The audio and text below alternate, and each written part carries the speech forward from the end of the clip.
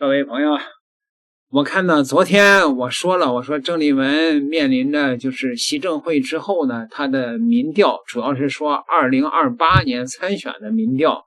你想想，郑丽文如果2028年不能参选的话，那他习政会以后的这个价值，那基本上就没有嘛，对吧？你两岸和平从何谈起呢？说你让那个国民党里那些蓝蛤蟆如果当选了，无论是什么卢秀燕还是蒋万安当选了，你觉得能有和平吗？对不对啊？所以说呢，有粉丝就说说这个郑丽文的民调果然这么低吗？也的确，那个民调确实是仅有4%啊。那郑丽文呢还有时间，他觉得还有时间呢，准备再努力一下啊。郑丽文也确实是挺会来事儿的。他呢又搞了个大动作，把驻台的40多名代表都请到了党部，分享他参与这个大陆的这个习政会的心路历程啊。40多名代表听郑丽文说他的大陆行，这些驻台的代表呢兴致颇浓啊，都被郑丽文有魅力的分享所吸引。与会人士转述呢，在场的代表对郑丽文此次访陆传达两岸和平的目标表达了正面的肯定。那个美国科长古立言虽然刚刚跟郑丽文见过面，但这次呢仍然出席了。郑丽文有一句话叫做怕就不要出来混，出来就不要怕对吧？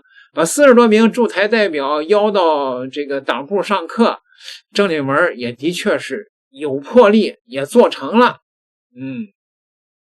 那郑丽文说呢，说接下来有多场美国智库、外国媒体等专访说见面3分情，有没有接触还是有差别的，建立互相联系、互相信任，比什么提供技术这个也有助于彼此了解，对吧？这个差距拉近。郑丽文确实是敢想敢做，好吧？这个郑丽文呢，现在呢为什么要放这个军购案呢？我也给大伙说了嘛，实在是没办法，实在是扛不下去了。这个美国国会竟然在开会的时候点名郑丽文，点名国民党。你想想这个压力是吧？而且呢，这个台湾的媒体还给放到电视上，这不是明摆着对郑丽文施压吗？ The KMT, and it is the KMT, by the way, they control the legislature. It's different from the president's party. They're playing a dangerous game on their defense budget. And if anyone from Taiwan is watching this hearing, they need to realize they're playing a dangerous game. 台湾呢，就是美国的钱袋子，是吧？这不是让你交保护费吗？郑丽文确实也是够难的吧？台湾是牛鬼蛇神遍地党内党外全是这玩意儿。赖总统出访因为中国打压而取消。那国民党的主席郑丽文昨天他是说这是重大的外交挫败。我是希望郑主席不要再帮中共涂脂抹粉了。这一件事情就是中共的立场是什么是很清楚的，就是没有中华民国，不承认中华民国，中华民国没有总统。但是郑丽文主席作为最大在野党的主席，在这个问题上面，我们实在不太知道他到底是站在哪一边。国台办昨天讲得很明确，中华民国没有总统。那郑主席他前一阵子跑去中山陵讲中华民国几年就以为中共可以容忍中华民国存在，然后又回来又说习近平对台湾有多宽大，那很尊重台湾的制度和生活方式。那经过这次事件，那是没有人会相信的。民进党有啮齿动物梁文杰这个蓝蛤蟆，还有陈辉文。中华民国的存在不用习近平来认同，你还是没有统治过台湾啊。针对中方近日呛下台湾没有什么总统，媒体人陈辉文直球打脸。国台办的发言人如果有本事把那个讲台拿走就像我这样子中华人民共和国它是把24大战，包括他们去年非常高调的在庆祝抗战胜利80周年，抗战胜利干你屁事啊！抗战在打的时候也没有毛泽东他是不管这个的他就每天洗脑就说抗战怎么样什么的。那利用8年抗战在壮大自己的是谁？不就是共产党吗？这个就是所谓的互不承认主权嘛。我不会去承认你的主权，因为我承认你的主权，那我是什么？互不否认治权嘛。就是现在台湾地区是谁在治理？当然是中华民国政府难道是你习近平吗？中华民国的存在不用习近平来认同你还是没有统治过台湾啊。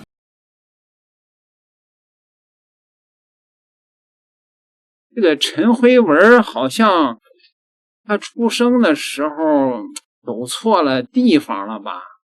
他待的那个地方恐怕不是子宫，没发育过脑子吧？抗战的时候没有八路军，没有毛泽东，那国共合作是跟谁合作的？是跟陈辉文的老奶奶一块合作的吗？不是陈辉文，你那个脐带是你老奶奶的裹脚布吗？没往脑子输送营养是吗？台湾看到了吗？遍地都是这玩意儿。还有党内大酱缸处处都是赵少康呢。赵少康24号接受了美国媒体的采访。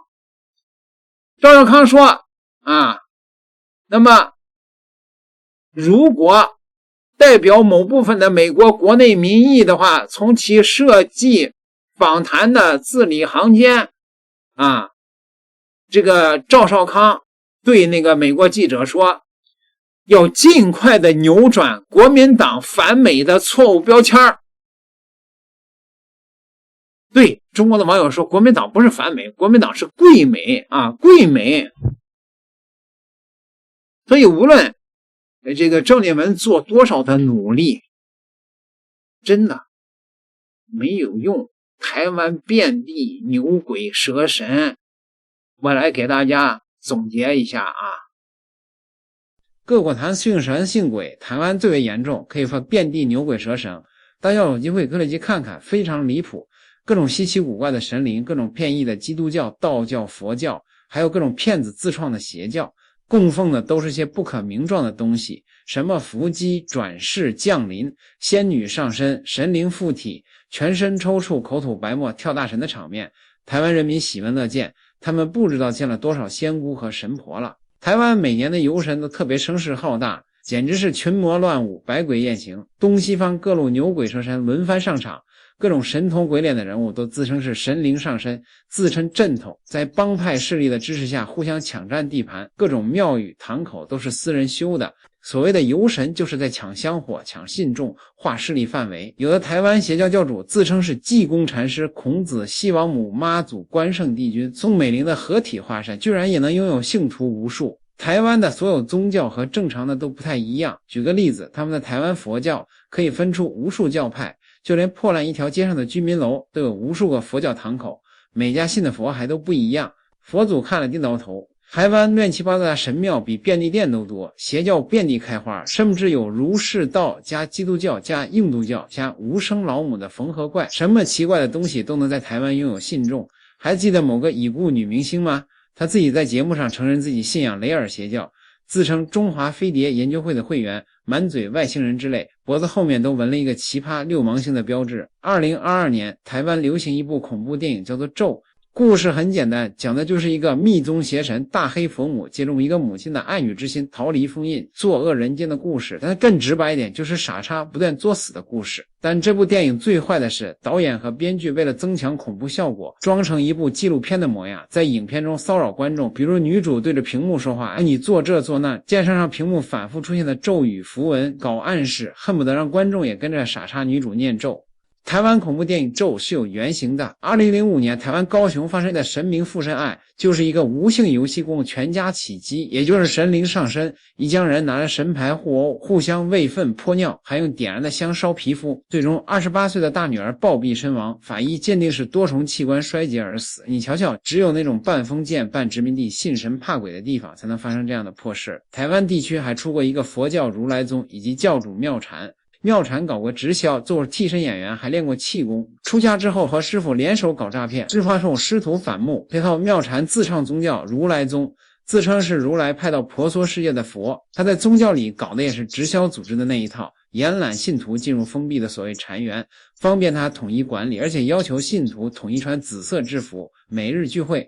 他口才极好，在集会中擅长演讲煽动，还经常通过众人唱歌、一起哭泣等方式对信徒制造压力，达到洗脑的目的。2019年，台湾还有一个离谱的邪神案子。台湾国姓乡有个邪教叫做中华白杨四桂灵宝圣道会，该邪教殴打想要脱教的信徒，将26岁的方姓台湾女子活活打死。教主林新月61岁女，曾经是台湾政府雇员，2008年退休后建立中华白杨四桂灵宝圣道会，又名中华日行一善学会，自封教主。他说人的磁场会受外力干扰，只要听从指示修行，就能潜能灵动开发而成仙。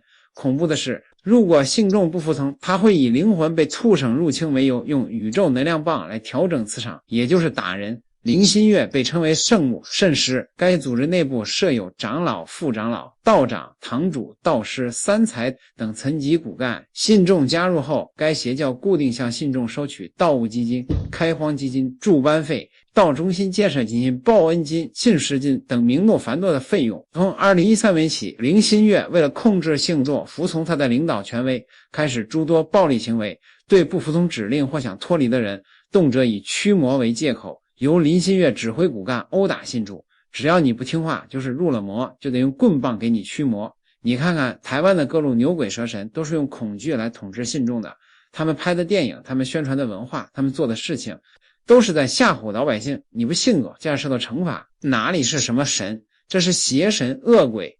这在封建社会叫做淫词。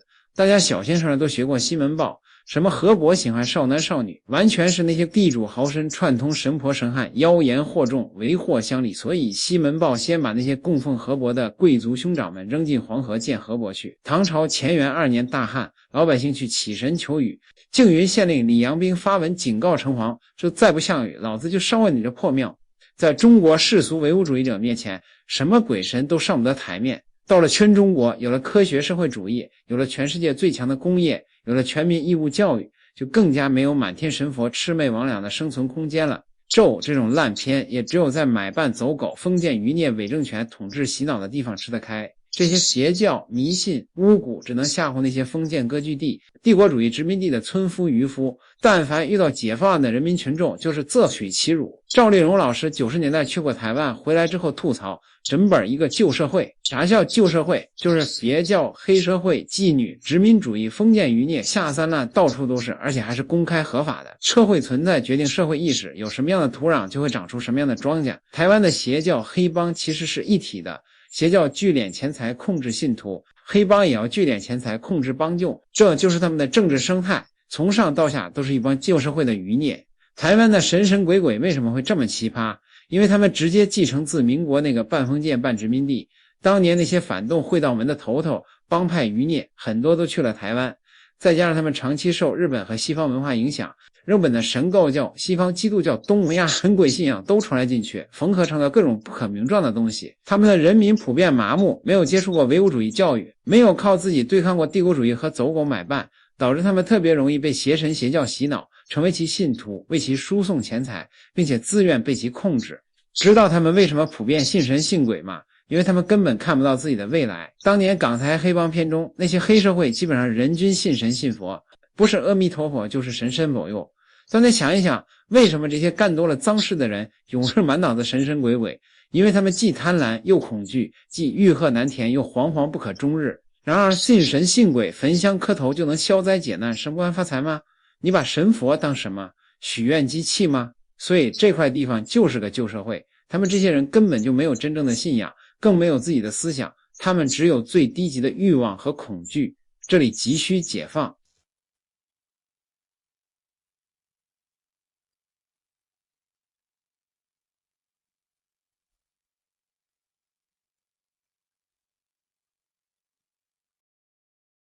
这些牛鬼蛇神让大家开了眼了吧？你们就知道为什么台湾这么多绿蛙，这么多蓝蛤蟆呢？是不见棺材不落泪，不看到解放军的导弹，他算是狂妄的没边了。那怎么办呀？和平没有统一这时候大家都想起来蔡正元博士了，是吧？愿蔡先生在监狱里平安吧。听说那个有那个寄生虫啥的，身上皮肤病，这个送药送凉席愿他平安吧。真的是和平就没有统一。点个订阅吧，咱们下集再聊。